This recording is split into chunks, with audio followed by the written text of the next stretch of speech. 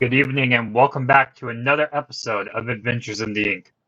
I'm Scott, and today I'm going to be joined with me and Mike as we talk about everything that was revealed just recently on the new Disney Lorecast.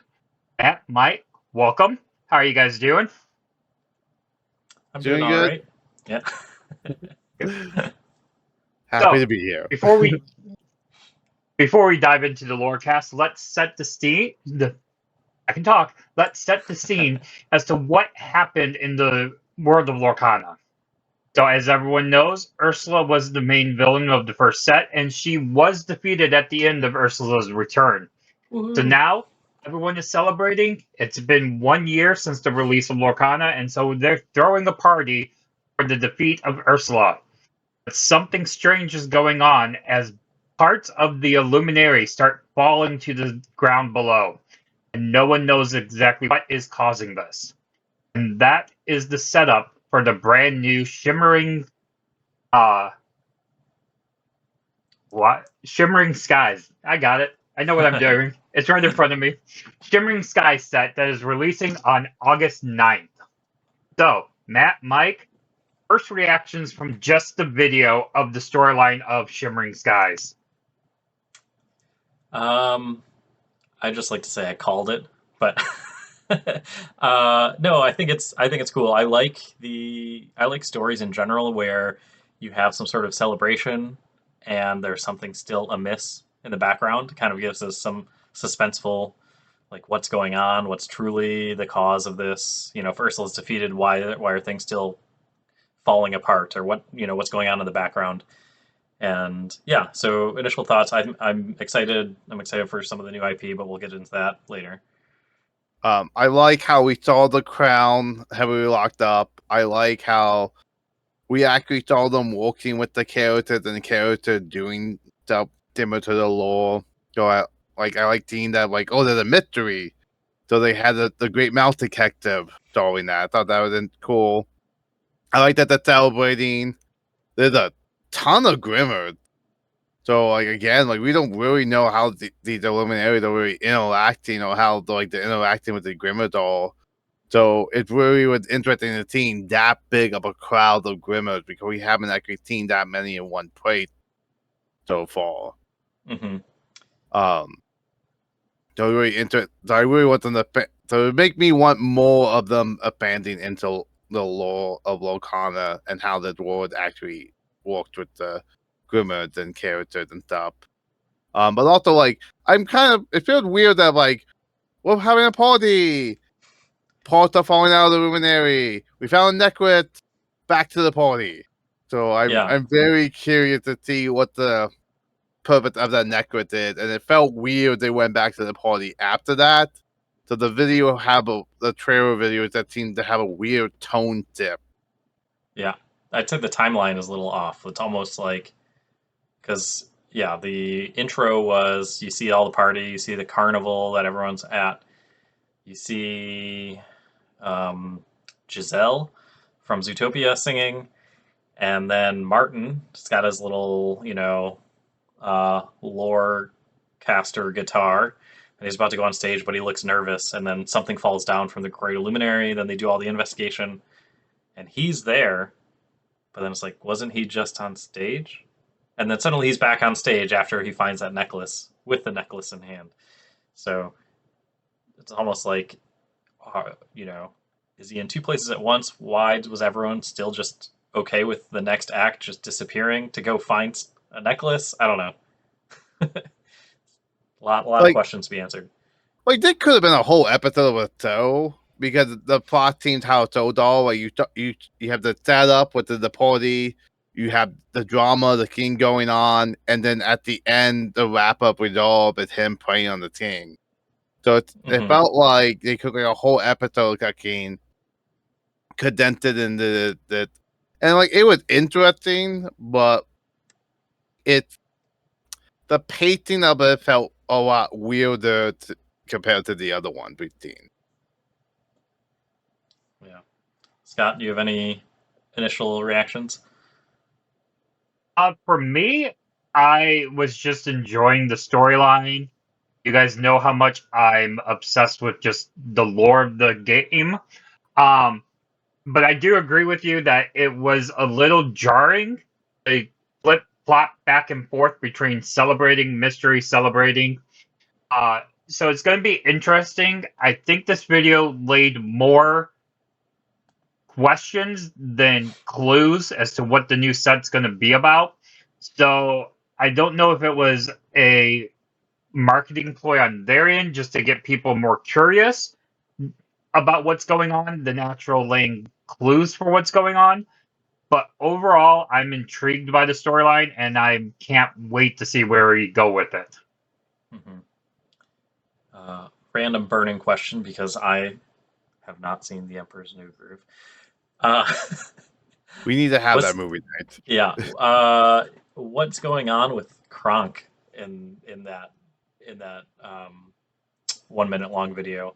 We see him like kind of lurking in the background of the Great Illuminary. You guys have any idea? I think my impression was that he's helping, trying to figure out what's going on. He is, if you put the clues together from what was said after the video, and then you look at the card that was revealed of Kronk, his card is head of security. So he was acting as the bouncer for the party. And he, if you pay close attention to the video, he's actually guarding the Hexwell crown. Okay. Very nice. Yeah, you are much more attuned to this kind of information than I am. I have been digging through pages and pages of things online, all about the lore, and so, yeah. Nice. I was also really excited, I guess I'll move into this part now, about the new IP. I mean, it's not new. There was one card in set 2 from this IP, but finally you see lots of other characters from the roster. This is Wreck-It Ralph. And so we see Vanellope von Schweet, along with all of her other racers. And the funniest thing I heard was that when I can't remember his last name, but it's like the peanut butter cup head one. His name is Rancis, like Rancis, and everyone was flipping out online because they're like, "Wait, I thought it was Francis. The entire movie, I thought it was Francis." And then you look online and the Wikipedia stuff, and just like Rancis. I was like, who named the kid Rancis? Well, I'm wondering if it's supposed to be a play off of Rita. Oh yeah. For a lot of it is. If you pay attention to some of the other characters, their names come from very specific candy. Yeah, looking at the card, and yeah, no, the Ranted is the huge play on Rita because he's a covered in Rita cup. Oh man. Yeah, I just thought that was funny. But The fun thing is trying to pronounce his last name. oh, I didn't. Yeah, I don't even remember. I don't expect to remember any of It looked like these characters' last names. Like Fugger Butter. I believe it's Flugger Butter. Is how you pronounce it. Either Flugger Butter or Fluger Butter. Flugger Butter. It has to be.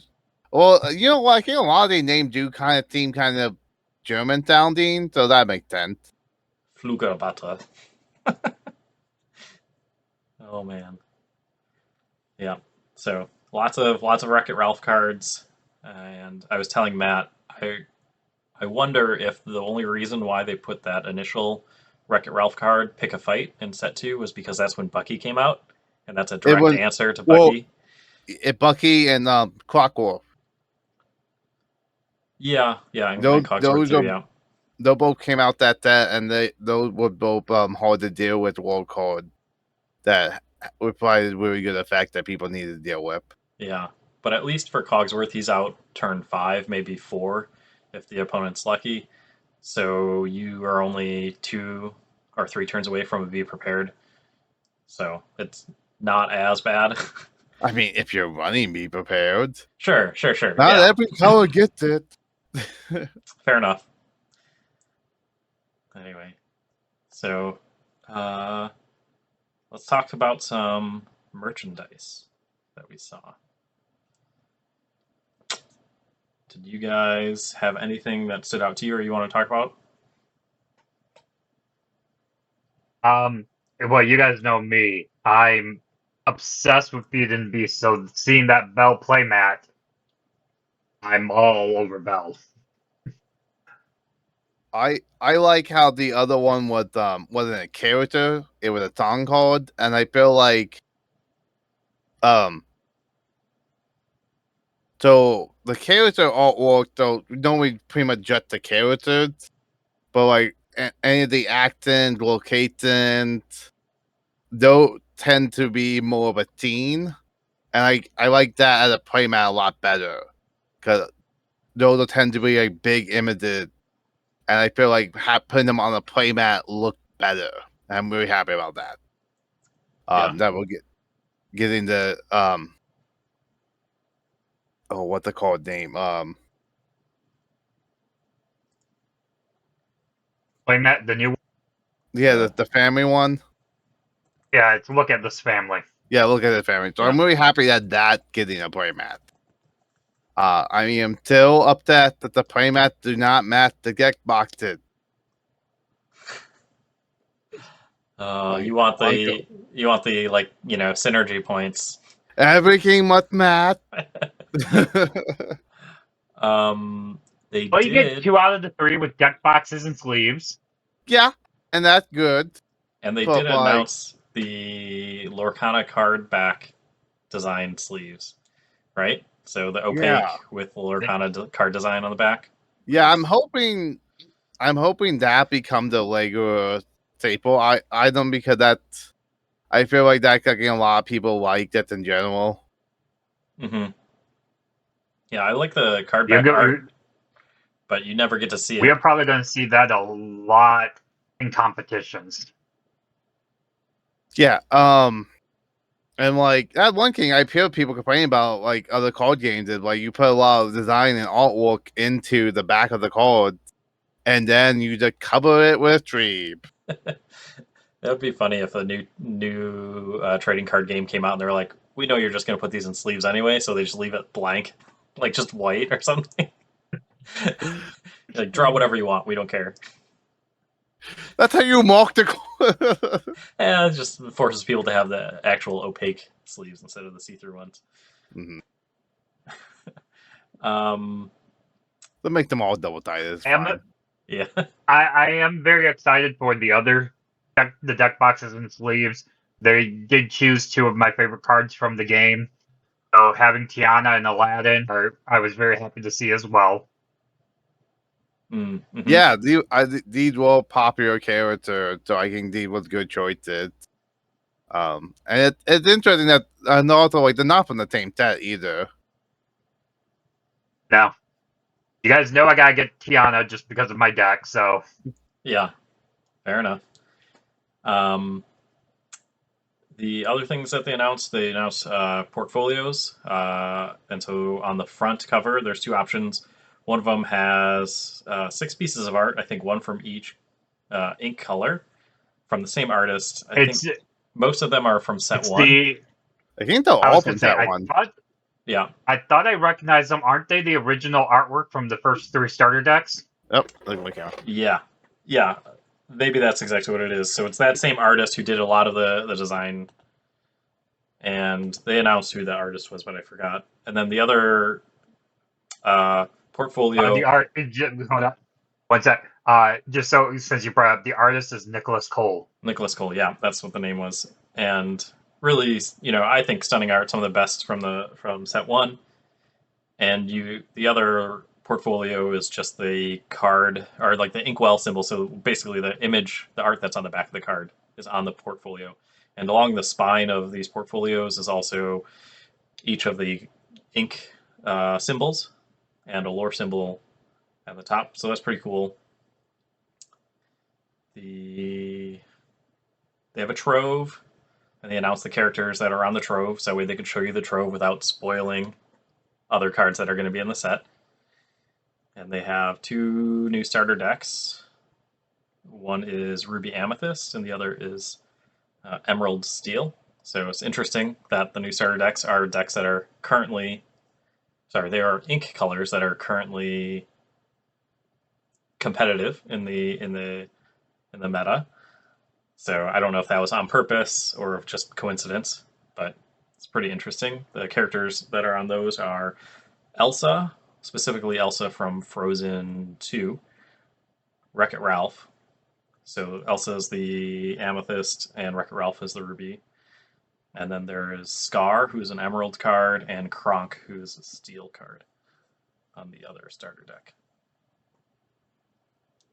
I think that's it. They have booster box again. Oh, the one thing that they don't have this time is the collector's or gift set, right? Yeah, so I think because they're coming out around the same time of the gateway, they decided not to have two meth project, and they decided to make the gateway that come with the wave. Mm-hmm. Well, I'm okay with that. I feel like I feel like the gateway gonna be a lot easier to get your hand on.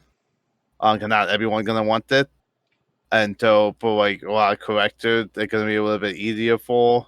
And also, I put that the gateway gonna be cheaper than a gift set. Cause I saw the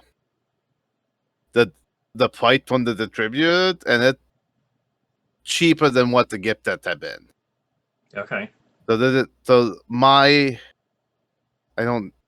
I think like this. Forget what the king. So I think it's probably gonna be like $30 retail. Okay. So I wonder if there are going to be any cards that are of high value in it, like there were for the Illumineer's quest. I don't think so. Not based on what I we've don't seen. know. We've only seen like commons and uncommons. Yeah. So that's probably good, right? That's what you want, especially if someone's getting started in the game. Get Yeah, them two functional decks that have a lot of commons and uncommons that they can add rares onto. yeah. This very much feels like it made for children getting into the game. Why I feel like the Luminary quest is more for adults getting into the game. Mm-hmm. The nice thing about the gateway that I like is it's a step-by-step instruction. So you're not being told, here's 60 card decks and go play. You actually start with only 30 cards in your deck and then gradually add cards the further you play along in the game. Mm-hmm. Yeah, that kind of gameplay, that kind of progressive learning, you see that in almost every style of video game that you have now, right? It doesn't throw all of the actions to you at once. It says, Yeah. here's how to play an action card, or here's how to play a character, and here's how you quest, and whatever. So I think that's interesting. It also, they can do it in a way that lends to a story, almost like an RPG style, but I obviously don't think that this is going to be full-fledged like that. But I think it would be really cool if there was a RPG-esque style, like PvE product, kind of like the Lumineer's Quest, maybe the next year's, where it's something similar, except you're like progressing towards something and a little more story driven. But It's gonna be $400. They're gonna be coming a box the size of Gloomhaven. right, yeah, it's actually just Gloomhaven recast with Disney characters. That would be fun. That would be really, really fun. People will buy it. Yeah, I know. They would totally buy it. And then they would also buy Of one. course, And, we'd all be first in line. yeah. And they'd also buy it and put it in a little sealed case and save it for another, 30 years. All right. So, Okay, so yeah. real fast, we revealed all of the products they talked about. We've talked about some of the new cards they talked about. Going back to those new cards, is there any character you guys want them to see in the new set? I want to see, since we're doing Wreck-It Ralph, I want to see I forget her name, but the tall blonde gun lady from the Act and Marge? Shooter game. Oh yes. Let's see. I believe her name it's Sarge. Yeah. Sergeant So, Calhoun. yeah. Yeah. So Todd, I would like to see. For one thing, I absolutely loved her voice actor. Everything I see her voice actor in that actress is fantastic. I forget her name, but That's like, Jane Lynch. yeah, see nail comedy, and I very much enjoy her. Yeah. I love watching her TV show. Nice. I would say I'd be interesting to see how they play up. If I'm assuming Fix It Felix will be in there. I hope. Oh, you know what? I can see him hearing locations. Yeah, or just doing something interesting. I don't Yeah. know. I hope it's not just healing locations. I hope it's, but that would be too on point, I think, for me. Um, and we already know that they, what was it? King Candy, um, was also. Sorry, spoilers if you haven't seen Wreck-It Ralph yet, because he's actually, what's his other character's name? Turbo. Turbo. Yeah, yeah. So they So yeah, we know King Candy's coming because of that card. So Yeah, so that card basically said his ability was you can shift on. Was it a? I think his card wasn't a Floodborn, No, right? so I no, have you can shift on to Turbo. So you can yeah. shift onto Turbo. Yeah, a King Candy or a Turbo card. So that'll be interesting to see. So it's a step between Morph and your typical lower cost cards. I'm waiting for a Floodborn morph that says he can be tipped onto anyone. Ooh, that would be interesting. So you could shift him onto anyone, and then you could shift anything onto that morph. I don't know about that. I don't know if I would do it that way, but I would do. I would Yeah, have it like the Floodborn version that you can tip onto anyone. yeah. The only thing I'm hoping for on the cards is I'm curious as onto the new Kronk card, the Kronk Head of Security. He's a 7 non-inkable card with shift of 5. But when I look back at all the other Kronks in the set, all the other Kronk cards are already a 6 drop. There's no low Kronk card, so I'm hoping we get cheaper Kronk too in this set. Mm, Most likely, so that we normally always get one cheaper tip target for Floodborn when they get added to the set. except Beast. We got a cheaper beat, but he was not on curve. So we did get a cheaper beat It's a in 4 that cost set. instead of a 5 cost. Yeah. Yeah, But it's a tip target though. yeah. But the combined ink cost is a 4 and then a 3. Yeah. So, Final thoughts on the reveal of the products and the cards. the other card that I was really interested in was the new Merlin card that they released. What I don't know if they did that on the I don't think they did that one on the Lorecast. No, I think they did that on the website so they refreshed their website is what they said. Yep. So Yeah, that that's where Merlin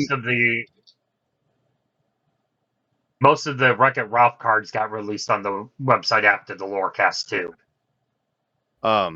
but yeah, that Merlin I think is going to be heavily praised because it's the first real tutor card we have. Like it actually allows you to search the deck what card you need, and I've already seen people coming up with a combo for that. There are a lot of people are going to be that we're now going to start seeing Sapphire Amethyst in the meta now because people are going to be running that for this Merlin. Yeah. So I'll read off the stats of the card here just so in case you haven't seen it yet. It's a 6 cost uninkable, 3 strength and 7 willpower, It's Merlin, Intellectual Visionary. He's Floodborn, Mentor, and Sorcerer. Shift for 5. He quests for 2 lore, and his ability is Overdeveloped Brain. When you play this character, if you use Shift to play him, you may search your deck for any card, put that card into your hand, then shuffle your deck. So I really like tutor cards because it, from a deck building perspective, it allows a lot more creativity. You don't have to play a full 4 set of a specific card, and you can start to build what they call toolbox decks, which are, instead of having, here's the most common answers that I'm going to face, you could have an answer for everything, and you have things that allow you to shift Merlin in play maybe once, maybe multiple times, and you can find the exact tool you need to solve the exact problem that you have. So And I think it's going to be a lot of fun. Hopefully, it still seems a high cost to pay because Shift 5 is not necessarily easy, but I think just drawing a card and having a 3/7 body on board is great. And then, like, I like the tutor card because it makes deck more consistent. And also part of the reason why people are gonna do Sapphire Amethyst is because of all the safe tipsing Merlin cards. There's a ton of Merlin tip target for the card. So if you're running that, you're basically almost guaranteed to always have a Merlin tip target. Yeah. I also assume that there will be additional Sapphire Merlins to shift this onto. We'll probably see at least one. There is one already, if you don't remember. He's from set 1. He's a 3/4 shift for 5, I think. Inkable. Let's see, Merlin. He's a 4-drop inkable, 4-drop. 3/4, and he support. has support. So that's actually not that bad of a card. A 3 strength support. Like, I'm surprised I haven't seen it more often, but it's typically because you want your 4 drops to be much more impactful. But you don't have to go Amethyst, Sapphire. You could go Sapphire or something else.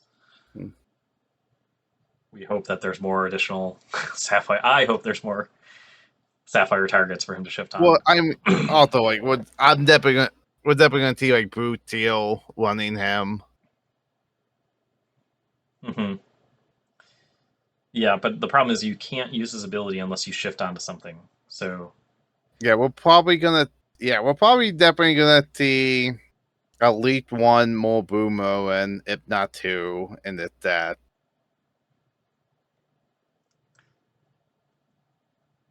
Yeah. So I don't know. Do you have predictions? Is this going to be a $50 card, like Bucky, or not Bucky, like Diablo and So far, Beast Tragic Hero?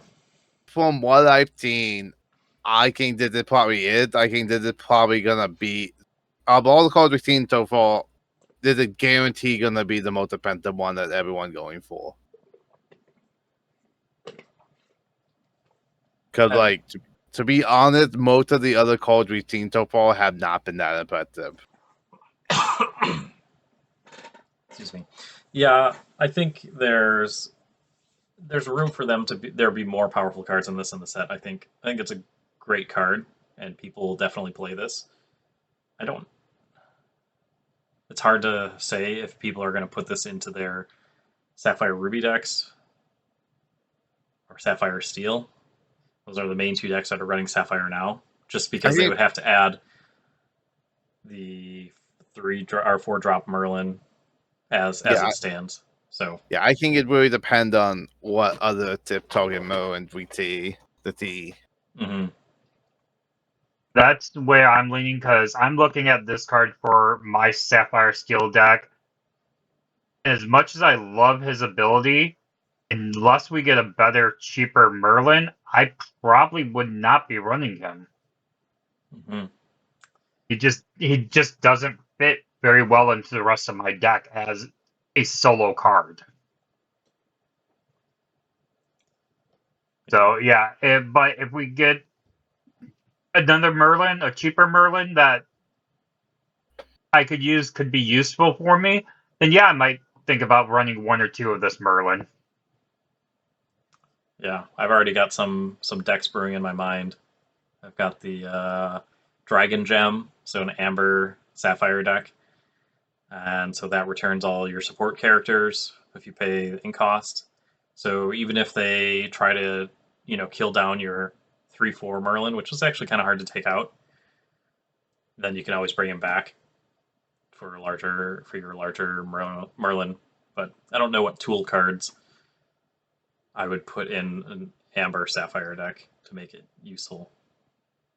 I'm kind of thinking about maybe a Sapphire Emblem deck, because then you have the more for potential tip target, Mm-hmm. and then Emblem does have some stuff like Mother Node Bats or Do It Again. Yes, the inkable or uninkable cards that you don't want to have too many in, even though they're good. Yeah, that's a really good. Ooh, I'm liking it.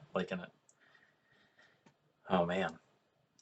Oh. But like you can also use it to, like, if you haven't got a Diablo yet, you can use it to grab a Diablo. Until I finally open one, we're not allowed to talk about that card. And we weren't allowed to talk about Bruno. That too. And Fight Club, all the things. Okay, so let's move on and discuss the rest of the Lorecast. They hit upon the challenges that have happened in Atlanta, Lille, and Chicago, but they didn't give us any new information. Were you guys expecting something more than that? I was hoping to either get more updates about National, even if we didn't get a date for them to be like, hey, we're gonna host it at one of these parks, or we're gonna be hosted here. Just to give us a little bit of information about National. And also like the 1-year anniversary coming up. So I kind of hoping we would get like update about some kind of how they're celebrating the 1-year anniversary.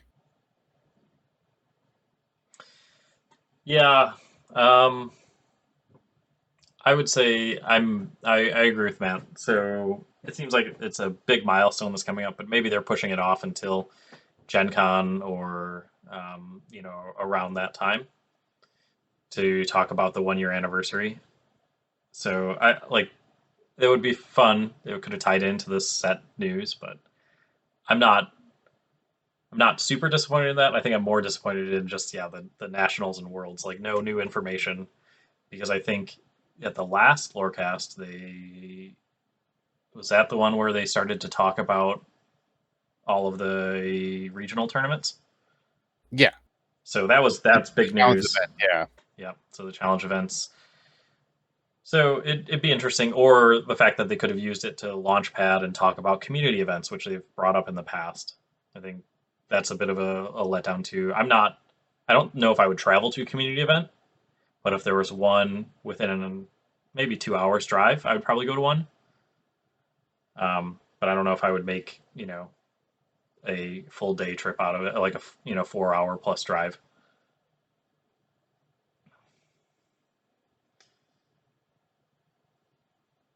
It was great to see the video of the challenges that they had on there. Not being able to go in person, just seeing new footage makes me want to go to challenges even more next time. But yeah, I was hoping for a little other new announcement as well, just like you guys. Just seeing the challenge videos were like, oh, this is fun. It's just another scene of things we've already seen. But yeah, it was kind of a letdown. Mm-hmm.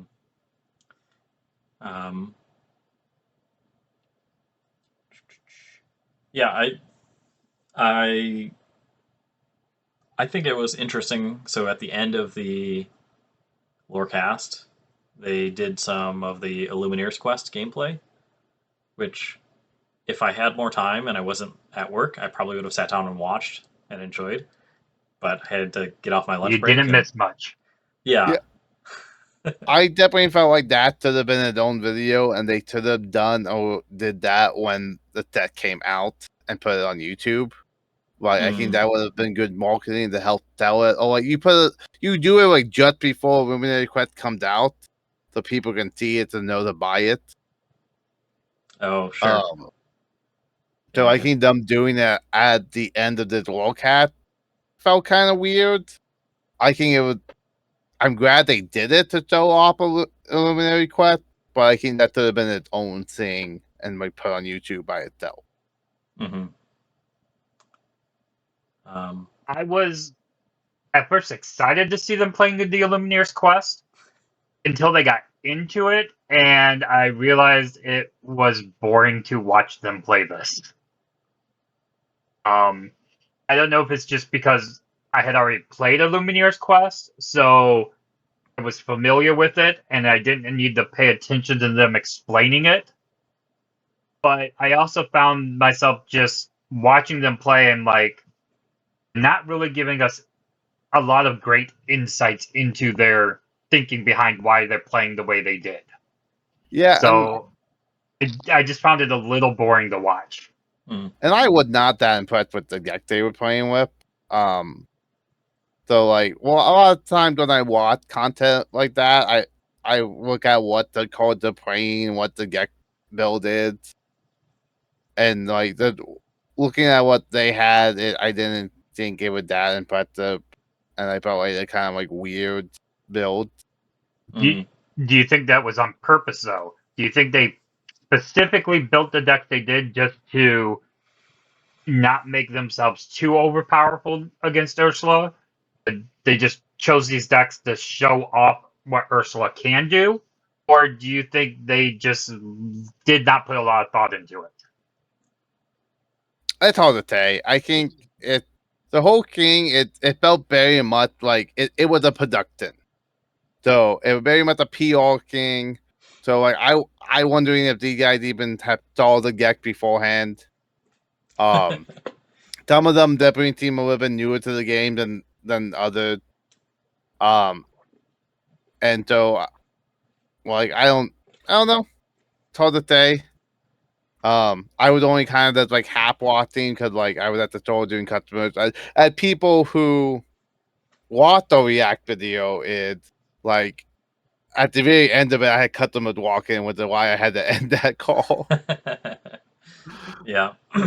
Because they insist on doing it on Wednesdays at like in the afternoon when I'm at the shop.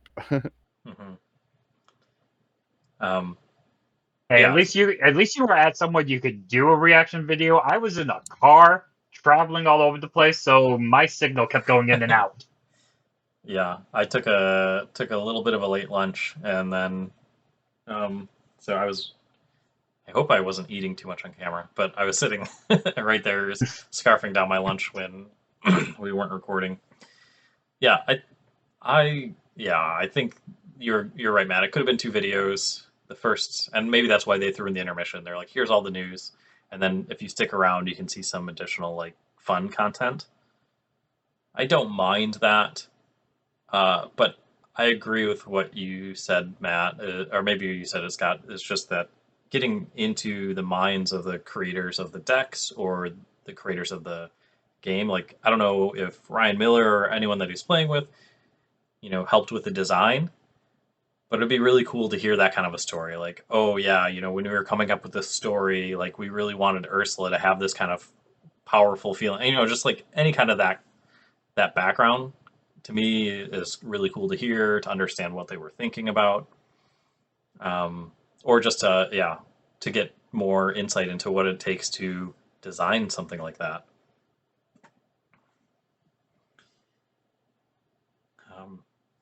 But the one thing I did really like about the Lorecast was Ryan Miller's personality, just very, entertaining, bubbly, fun, and He definitely felt a lot more comfortable behind the camera than the last host. I forget the name, but the person that did the first one definitely seemed like they was uncomfortable behind the camera.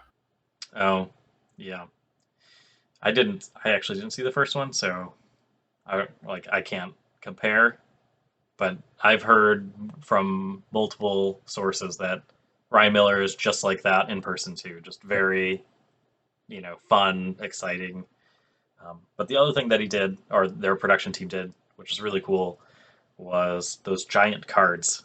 So anytime he was revealing these cards, I mean, these things were huge. They're probably like I would say at least 1.5 feet wide and maybe 2 foot tall, 3 foot tall. I don't know, whatever the proportions are for a card. But the other cool part is if you look in the background of the set of the video, there were enchanted cards that were full size like that. And I was like, that would make such a cool like art for They card turned them store or into whatever else. like the thick posters. Mm-hmm. Yeah, I mean, honestly, Ravenbug need to be doing more multi-type for the game because, yeah, like posters or like those canvas things you get at like Myers and Walmart, all pieces, like having those in the enchanted cards, people would absolutely go for. Mm-hmm. Right. Before we say anything else, Matt, I gotta commend you. You waited 40 minutes into a podcast before you mentioned bringing up merchandise. I am a businessman. I make my living selling this stuff. Right. Oh man. So yeah, compared to last Lorecast, what did you guys think? So it mixed bags. So there were some games I felt this one did better, but there was other games I felt like the other one did better. The other one, the first one, I felt like it felt more live, and I think they actually reacted to chat a little bit better. Like this one did not feel like it was live at all. This one entirely felt like it was pre-recorded. And I felt like this one they could have just released on YouTube. Like I don't think they really needed to do a live stream of it. So I think that's being a little bit more engaging. This one had definitely had a much better production value with the giant 4 cards. And like the stage they had set up. But the first one, I think that had a better vibe. And I felt like the first one that felt like an actual like talking to the community. Like this one felt a lot more like a pre-recorded game. Especially when they had the pre-recorded challenge event. And then at the end they did like a recorded like recap of like, hey, if you missed the first part, here's the summary of the announcement. Mm. Do you think that, talking about production value, do you think that they went to the oversized cards in this one because of the tech issues they had during the first one and showing cards on screen? I don't, maybe they just felt like it was easier to make those instead of actually getting like the printed cards. But like we saw him have the card, so Yeah, I mean it's just hard. Those things you can get printed like matte too, like so that way it's not as shiny as your typical cards. So maybe it shows up better on camera, and then they don't have to do weird focusing, zoom in, zoom out kind of things. And you saw that actually they had a bit of an issue when he was showing off. One other thing on the Lorecast that they had was and we'll get into this in the next part. They're brought on Villainous, and they'll have alternate art for one of the cards in the Villainous game. But they were showing off the game pieces from Villainous too, and you could tell there were only maybe one shot that they showed the pieces up close because it was just probably the cameras, both the main camera and the B-roll camera, didn't get any good quality shots of it. So obviously, if he's holding up this giant poster, it's very easy for the cameras to autofocus on.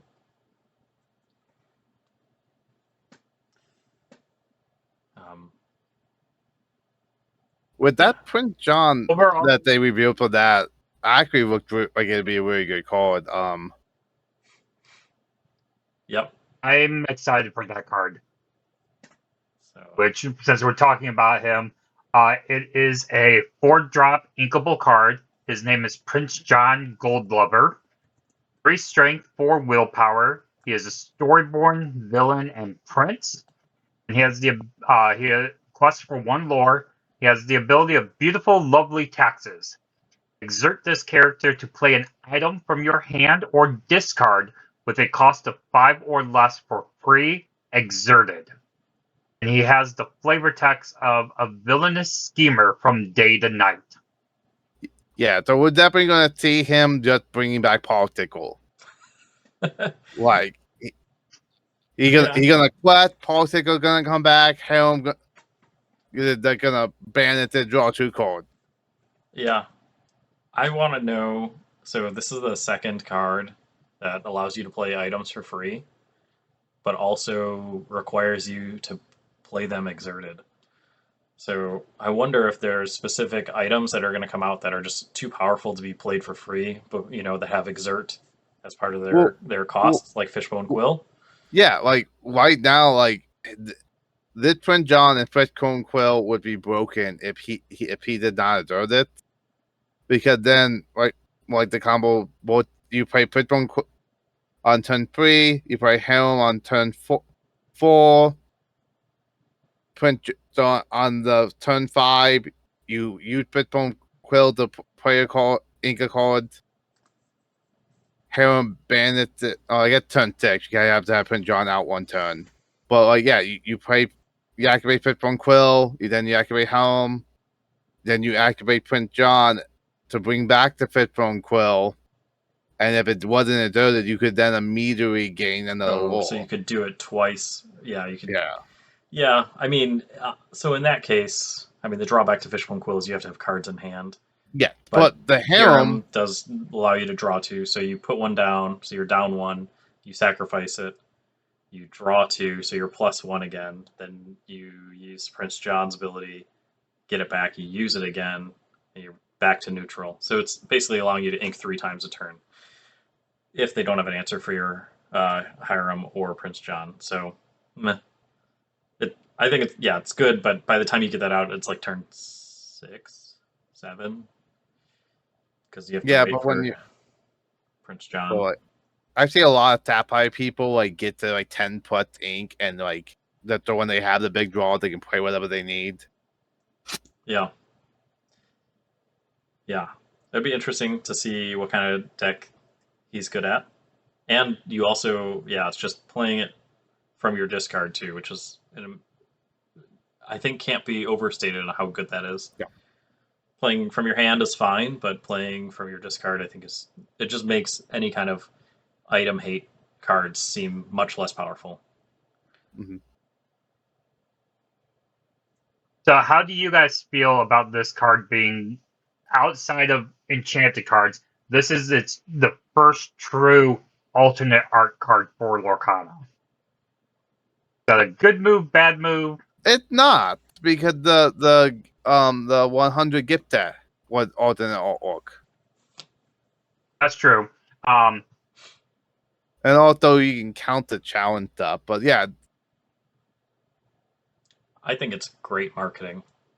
It is. It's a great marketing strategy. Especially since when you look at the Disney, like, hey, you like Disney? Hey, you like card games?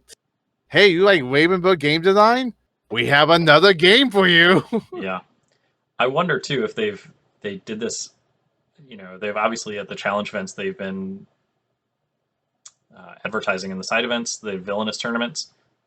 So they obviously want people to be playing their other games and say, hey, look, we also make other games that are fun too. I wonder if they've done some sort of study and they're like, people who play TCGs would also like this game if they actually gave it a chance. Yeah, like I'm pretty sure if you look at if there was a Venn diagram of people who like Lorcana and people who like Villainous, there's gonna be a huge overlap. Yeah. Right here.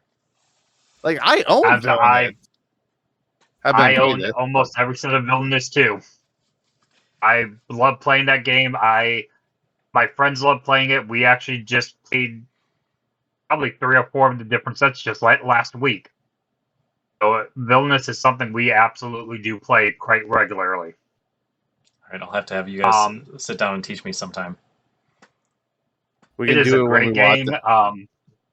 We will get you hooked very much on Villainous. One thing I like about the Prince John card, though, is it plays up the Villainous cross promotion on the card very well. It talks about Prince John being the gold lover. It has the word Villainous on the card. So they planned this to be a direct cross promotion very well. Well, yeah, the artwork is directly taken from Villainous. Yeah, they said that they had the specific style to match Yeah. Villainous. So yeah, And when you I'm not disappointed in it. I just think, yeah, I understand people who get into the collecting that might complain about having. I don't know how much does Villainous cost, like $50, I $60.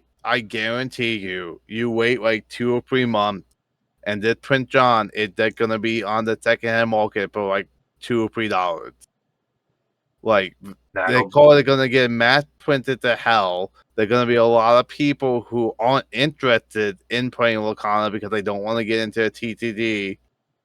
They just want board games, and so a lot of these print John cards are gonna be on the secondhand market, and they're not gonna be worth a lot of money. So like if you just want the card, I guarantee you're gonna be able to get the card for like $5 or less. I don't know though. How many people that are playing Villainous are saying, "Let me go offload this card into go to my game store, local game store, and sell it to them, or sell it on TCG Player." I mean, You'll be surprised. And also, sometimes I it's think not we're even that. Sometimes it's just like, oh, hey, you play Lorcana. Here, have the card. I think Yeah. we're going to see a lot of people either just giving the card away, like Matt just said, that people that know they play TCGs, or if it's just going to be a casual board gamer that doesn't play TCGs, this card is probably just going to sit in their box for a while, and they're not going to do anything with it. Yeah. Okay, I'm gonna try to remember, but we're gonna look up the card price in November, and if it's Okay. less than $5 or less dollars, I win. Specifically for the alternate art, not for the other one. Yeah, specifically for the alternate art promo. So, can you tell me how much Villainous costs currently? I believe this set.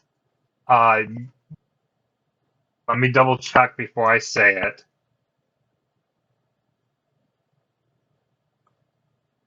I'm just thinking if it costs, if the board game costs itself anywhere from 40 to 60, I don't think $5 is too far off.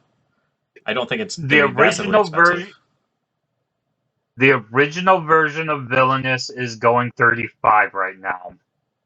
Okay, so let's say this version, because it's got the special circle on it that says it's got a Lorcana card, so maybe someone's like, oh, maybe I'll play this, or I know someone who plays Lorcana, so I'll buy this and give it to them. I just think the number of board games that are sold are not that. I think so. Like just the number of board games that are sold is not that high compared to the amount of cards that are sold, like in general. So it's probably high, but it's not in the same number of in the same volume of cards that are purchased, right? Not even close. So first off, I think this box set is the new default box set. So that means they're gonna be printed for a while. Yeah, so this box with the promo, it's probably gonna be printed for years. I mean, I think they'll do other cross promotions if they're doing this, right? So it's basically on print one. But I think that I guarantee you that this version of Villainous they're gonna have multiple print ones with this specific card. So that also is gonna help with the value because it's one of those things where that people aren't gonna the card is never gonna get to more than this board game retail price. Sure, it won't get to the board game resale price. Yeah, unless the board game sells out.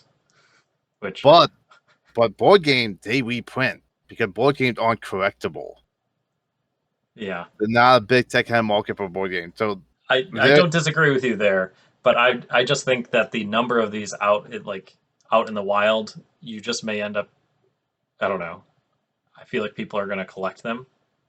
I don't think they're going to be super cheap because first print run of this board game is just going to be picked up by people who want collectors who want alternate art, and they're like, I don't care, I'll spend $40 to get a promo card. Oh yeah, I might. Right? So you have enough of those that are going to make the price spike to start, and it's going to be $20, Well, $30. again, like what I've typically said, like you wait 3 months, and the promo code is going to be everywhere and very easy to get your hand on. Yeah. So how many did we take an estimate of how many Stitch Rockstars there were that were won? We did take an estimate. If we said that there was 2,000 game stores that did these tournaments, then in the US that would give us 8,000? Yeah. So But honestly, though, like in theory, they're probably going to sell way more than 8,000 copies of this board game. yeah, I imagine they're probably going to sell anywhere from 20 to 50,000 copies, but maybe not. I don't know. I think it's a lot of speculation. I'm not in the board game industry, so it's hard for me. I'm just doing my best to paper napkin and just kind of relate it to other known quantities. And because they could keep printing it for years and years, I think that will draw down the speculate. Like people aren't going to speculate that these are going to be collectibles. But if they turn around and next year they say, "Oh, we're doing another Villainous cross promotion for a different card," I think that's when people are going to start. You might see the price spike. You might, but like it one of those things too that like what I've seen in other companies that does the cross promotions, unless it's a big change, they're not changing out the promo code because then it's harder for production wise. Sure, manufacturing, etc. Yeah. Anyway, spent a lot of time. I'm not into the secondhand market of pricing cards. I just find it interesting. Last question I have for you guys about the Prince John card. So the new Prince John promo card that comes in Villainous has restarted the promo numbering. It is now numbered back as card number 1 and promo set 2. Do you think it's something that they're going to go forward every, like the Ursula saga was promo set 1, and now the new saga is promo set 2? Do you think that is what they're doing, or do you think they just decided to start a new line? That would make the most sense because this is about 1 year. So having it be once a year they change the promo set, I think would make sense. And then also like it helped collectors to have more subcategories. Instead of like getting all the promo codes, like, okay, I'm gonna get all the Fate 2 promo code now. Yeah, I think you're right, Matt. It's probably just they want to roll it over on the year, and so this is the next set technically. Like this is going to be the next year, and otherwise you're going to have cards. Eventually, they're going to have to roll over and have like promo 137 and like 1,000, and eventually, and so maybe just to keep the design space clean, it's like let's call it promo set 2. I'm not upset. I'm not either. Whether they kept the numbering or not, it still would have been something that collectors still want. I need that card just because it's a promo. I saw no one mention that at all. But I've seen a ton of people get upset that this set with the record Ralph card, the numbers are no longer in alphabetical order. And that is bugging people OCD, and I am laughing. Yeah. So the way that they were able to tell, and maybe, let's see. So if you go to the Disney Lorcana page for Shimmering Skies, you can see some of the cards that are listed, and I want to see if there's any that are clearly out of order. If you look at the Apida cards, they show you the out of order the most. So Taffeta. So we have Taffeta, Mutton Fudge, Ruthless Rival is card 103, and then Taffeta, Mutton Fudge, Crowd Favorite is 114. Yes, and also Taffeta Mutton Fudge Sour Speedster is 117. So there's obviously shouldn't be that many cards between the same character. And already they're not in alphabetical order by putting Ruthless Rival before Crowd Favorite. Do you think this is maybe just an error and that they can correct it, or if it's like No, set they in stone? actually came out and they actually came out and talked about this. Lorcana did. So the alphabetical order was only ever in the English edition of the cards. International versions were not in alphabetical order, and as their exact quote is, as development progressed, it was evident that continuing that caused more problems than it solved when it came to development and organization of the cards. One of the issues they said is the cards where they designed, like the Snow White and Seven Dwarfs cards, where they were one picture put together. By separating the cards alphabetically, you lost that picture being together. And so by no longer putting them in the alphabetical order, it's allowing them to do things where those pictures that form one giant picture together, or they can put all of the Wreck-It Ralph characters together, all of the Snow White characters together, instead of having them separated by alphabet. That makes sense. And that's going to look a lot nicer and binded and stuff. I mean, we'll talk about this later. Unless you're just collecting to collect, I don't know why people would sort by number.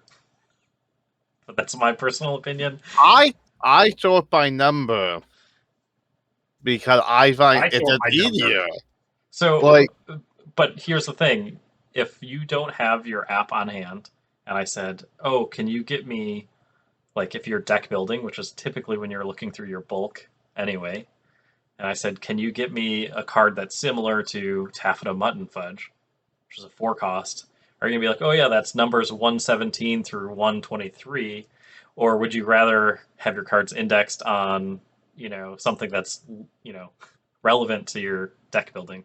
But so again, that's a specific nit, but it's easier for me for one when I'm just like sorting cards to look at the numbers and put them in that order, or it's just when I have them in multiple binders, I can label the binders like card number this to this, or that like when I'm flipping through cards, if I have a bunch of them, it's easier for me to see the number in the corner than it is for me to like look at the full name. For me, it's easier for me when looking for cards, having them in the numerical order of the cards. I know where in the set it's supposed to be, and so by having them in that numerical order, I know exactly where that card's going to be in my book stack. I don't have to think, oh, it's a 4-cost or it's a 5-cost, so it's going to be over here. No, I know exactly where it's going to be based on its number. So in computer science terminology, for those that are so inclined, your insertion operation is, low cost. It's very easy to know where it goes in, but your retrieval is higher cost because if I asked for a specific card, I mean, now, especially since they're not going to be alphabetically organized now, and even so, it was alphabetical, but it was character first, then actions and items and locations.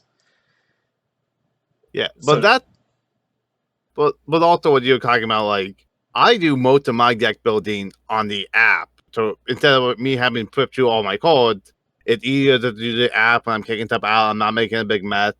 So then I put everything in the app, and then I look at the card numbers. I'm like, okay, grab this. Okay, that makes it a little bit easier if you have a helper. Yeah, it's like if you're using the app or something. But also, like the Dreamborn now, like most people, I feel a good chunk of people do the deck building on digital nowadays. So it is easier, but also like it makes a lot of sense though that like different languages had different names for a lot of the characters, even if it's the same name. the order different, so alphabetical order is gonna be different for all the different countries. So and the one they keep. So I think I fully agree. Like, it makes way more sense for them to not have the cards in alphabetical order. Now, the card in English is going to be the same number in the same spot as the international cards too. So production-wise, they're making it easier for themselves. So are you saying for previous sets, like card 105 was different depending on what language it was? It was. Oh wow. Okay. Yeah. I can see them moving to this for that reason. I did not know that. Yeah, only the English version where it was in alphabetical order. The other cards were the international cards are not. Mm-hmm.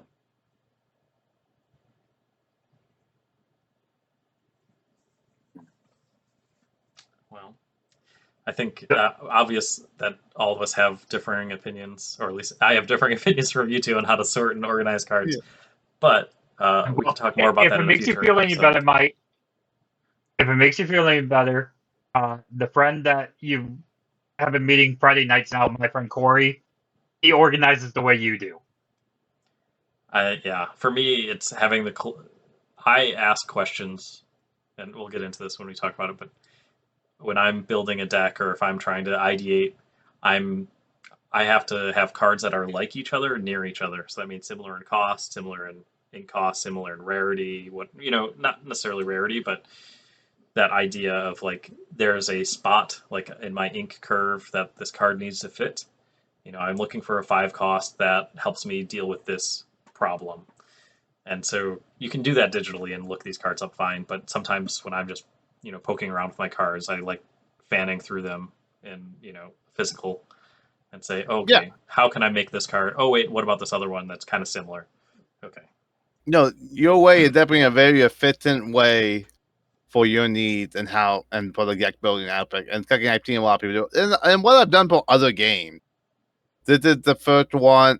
Then this is the first game where I'm actually trying to get complete sets of everything. It's just easier for how I organize this stuff because I like playing the game on a competitive standpoint, but this is also I'm like collecting the cards. So my way it's good for like a collector standpoint, and also it helps know that I'm missing cooking without having to look at the app. Sure. Because when I sort out the card, I lay them all down in numerical order, and I can see what the holes are and what I'm missing. And oh my god, I am still so mad when I did open up the first chapter boxes. I'm going through. I'm like I have one of every color, like one card from every color. I'm like I'm doing good. And then I get to like late teal, and I'm missing one card from teal, and I'm just what? And this is like 2 a.m. at this point, and I'm like no, so mad. I'm missing one card. Oh man, were you putting them in binders? Yeah, I'm putting them in binders. Okay. And hopefully you remember to leave a spot for that one card so you didn't have to like shift all your other cards. Yeah, but I did not leave. I have to redo all my binders because I realized I did not leave room for some cards I put in my deck. I put a full playset in my deck. Oh shoot. Yeah. So it's fine. I'm gonna fix it anyway. Yeah. You could teach an entire computer science course using like trading cards as analogies of like how do you organize your data and retrieve your data, etc. It's very interesting. All right, so we're running out of time for tonight.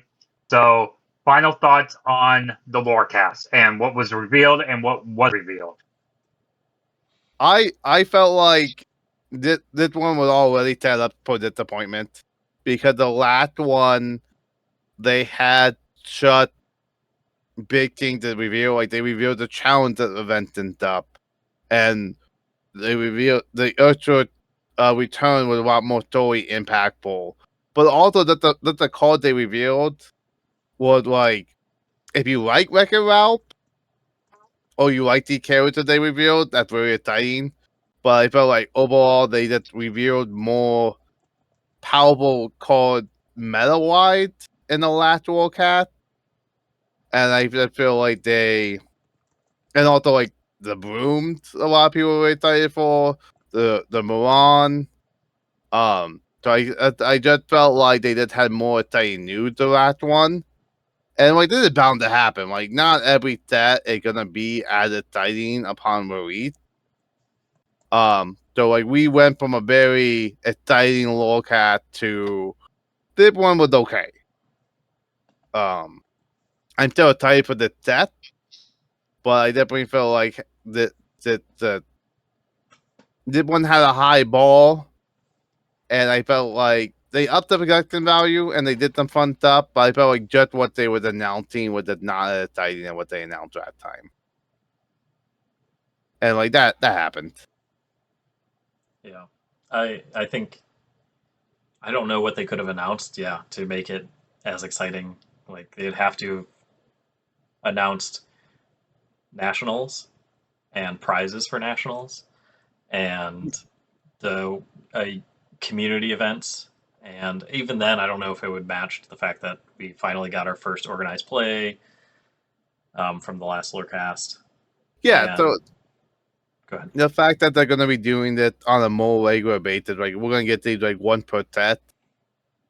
I definitely feel like these all not all of them gonna be like big winners. It happens.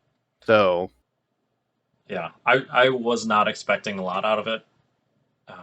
I think some people were holding their breath for an official digital client, but like I said, think I those don't people think have that's been holding up a long time. that's probably not going to happen for a while. But one thing I do wish that they would do, just because I think these things are fun. Have you guys heard of like the alternate reality games, or like where a company says, "Here's this new season of a TV show that's coming out," and they leave clues on their website about it, and you have to try to uncover. I wish they had something like that for the lore, where there's this mystery of what happened, whatever else. I wish there was a way for us to like, more breadcrumbs for them that they left for us to discover.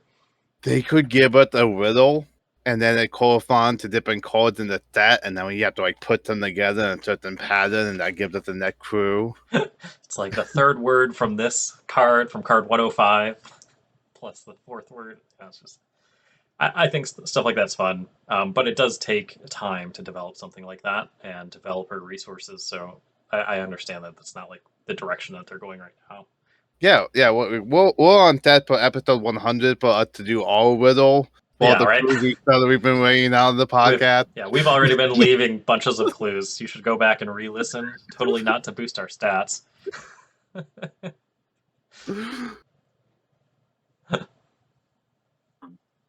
Okay, then let's move on to our card of the week. This week's card comes from set 4, Ursula's Return. It is Triton, Discerning King. He is a 3-drop non-inkable, 3 strength, 3 willpower. He is a Storyborn King, quest for 1 lore, and he has the ability of Consign to the Depth. Exert this character and banish one of your items to gain 3 lore. His flavor text is, if this is the only way, so be it. And it is a card that is drawn by Diego Sato. And obviously he comes from The Little Mermaid.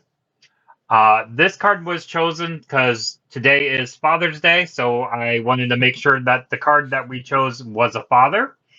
So with that being said, Mike, happy Father's Day, because you are the only father here in the group. Happy Father's Day, Mike. Thank you. So, I'll start with Triton. This card is a storyboard. He comes directly from the Little Mermaid movie, which I love this card. It is one of my favorite cards, storyline-wise. It's almost a direct adaptation of the character from the movie. The movie, Triton hates the fact that Ariel is collecting all of these items from the human world, and at one point in the movie, he does destroy all of her items. And so this card directly takes the scene of him destroying the items. You get to destroy an item, and you gain lore for it. This card, like I said, directly comes from the movie. It's a very, very close card to what I would expect Triton to be as if these were real. So that's my thoughts on the card. What do you guys think? I think it's a great card. I run it in my item deck now, and I definitely think now with the new Prince John coming out, they're gonna make him even better. I like the fact that item decks are starting to get a little bit more focusing on banishing and retrieving items. I think that slowly starting to become more and more powerful, and I think eventually we're gonna get to the point where it's gonna get broken all of a sudden, and item decks are gonna be a huge challenge contender. Mm-hmm. You can tell that the designers already thought that item decks could be an issue with the card I'll Find 'em, I'll Flatten 'em, where it just banishes all items. Well, You know, they they come want. from Sorry, go ahead. other thing, like they come from a magic background, and items in magic over the years have gotten ridiculous. Mm-hmm. And a lot of the items and stuff I'm seeing in this game kind of remind me of some magic items, or with a lot of the strategies and how they're used, or how cards interact with them. Mm-hmm. So I definitely, well, like I say, like I think items are gonna be like not much broken. Yeah. Um, so yeah, I think the card is statted well. The one downside is that it is an uninkable card. So typically for 3 ink on an inkable card, you'd get 3 strength and 4 willpower, or 4 strength and 1 willpower, or 4 strength and 3 willpower. So a 3/4 or a 4/3, and 1 lore. So for his card, you're sacrificing one of either of those, and to get an ability to potentially gain 3 lore. And I think because he costs 3, it's just a 3/3 body for 3 is not bad. I think it's decent. He can, even if you don't have items on board, he can still help to take out pesky things, Madam M. Fox, etc., while still providing an alternate win condition. You know, in decks where maybe you got a bunch of lore quickly and you just need something to close it out, or if you have some item engine like Matt was talking about, where you're sacrificing and you're gyro gear loosing to return things and cycling and cycling and cycling. Yeah, yeah, we had Gyro Root, we have Tamatoa, now we have the new Prince John, so we have 3 cards that If it's can bring not item broke, back. Yeah. if it's not broke, don't fix it. Yeah. Which, oh, It's fine. sorry.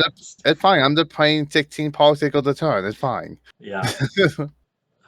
What's the other one? There's a new song, 6 cost, Sapphire. Return 2 items from your discard to your hand. Like, I don't think those action cards are that great. But, you know, if this is powerful enough, or if you build a deck around it where you can ready him 2 times, if you have a LeFou, if you have Get on Your Feet Now, if you have Fan the Flames, if you have Shield of Virtue, all 4 of those plus him, like, you could potentially gain 9 to 12 lore, which is pretty obnoxious if they can't react to it and they don't have if you have 4 items on board. And either combine them with like a Tamatoa. Mm-hmm. Yeah. So I hope this card gets broken. I imagine it might not, just because he is, sadly, you know, to use him, you still need to be sacrificing your items. So that means items typically, when you play on the board, do not affect the board. And so you're already falling behind on board when you play an item deck. And using his ability, you're not gaining anything on board either. You're just gaining lore. So it's, you know, you're putting yourself at 2 disadvantages. So if someone's just playing a bunch of vanilla cards, they may just be able to take him out and they don't care that you have items. So you need a lot of synergy to make this guy work. Yeah, you have to have the way to cheapen items in, and you would really have to heavily be using that. Mm-hmm. And drawing, not just just cheap items. You also have to replace the cards, and we'll talk about that when we get deeper into strategy. Our strategy episode, which will come out in 3 months. But just the fact that the cards in hand are a resource, so every card needs to have a pretty good impact. Otherwise, it should replace itself. So anyway, overall, I think it's fun. I put it in a deck. Scott, you played against me with it, but I actually didn't use his ability. I don't think. No, I don't think you did. Yeah, but yeah, I think it's fun. Build Because your own card.